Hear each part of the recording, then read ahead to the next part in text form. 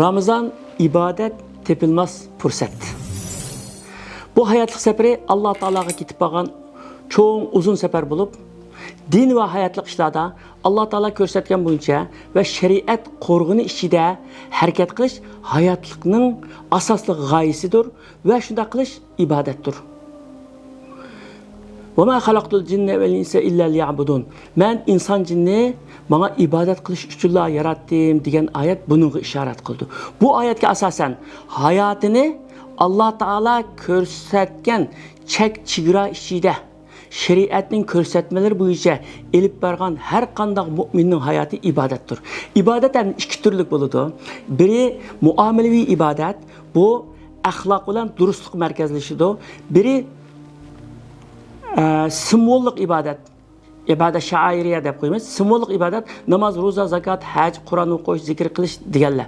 Endi bu shu simvollik ibadatlar, ya'ni namoz, ro'za, zakot, haj, Kur'an o'qish, duo qilish deganlar muomalaviy ibodatni, ya'ni axloqni va durustlikni kuchlantirish uchun xizmat qildi va uningga shuning ro'yobga chiqarishga vosita bo'ladi.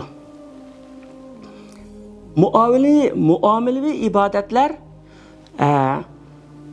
mushu simvollik ibodatlar orqali ro'yobga chiqadi degan gap endi. Allah Teala o'z hikmatiga asosan namoz, ro'za, zakot, haj qatorliq simvollik ibodatlarni farz qilib, bu ibodatlarni kunning, yilning va oylarningki o'xshash bo'lmagan vaqtlarga belgilagan. Demak, bu Ramazon oyi bir musulmon uchun o'zini tuzitish, axloqini durustlash, ma'naviyatini ko'tarish, ruhini canlandırış ve günahlardan paklanish uchun eng yaxshi fursat. İmam Müslim Abu Hurayra radhiyallohu anhudan rivoyat qilgan bir sahih hadisda Payg'ambar sallallohu alayhi vasallam munbarga chiqib o'tatdi. Birinchi baldaqqa chiqib bulab amin deydi. İkinci baldaqqa chiqib bulab yana amin deydi.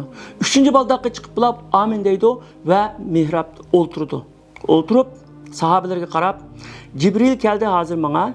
Cibril dedi ki, ata-anası hayat turup, ata-anasınınki duasını alanmagan ve onu razı kılalmagan adam Allah'ın rahmetini uzak kılınsın dedi, ben amin dedim. İkinci, senin ismin zikir kılınıp sana durut etmegan adam Allah'ın rahmetini uzak kılınsın dedi, ben amin dedim. Üçüncüsü, Ramazan'a girip Ramazan'da günahı mağfiret kılınmay çıkan adam Allah'ın rahmetini uzak kılınsın dedi, ben amin dedim dedi.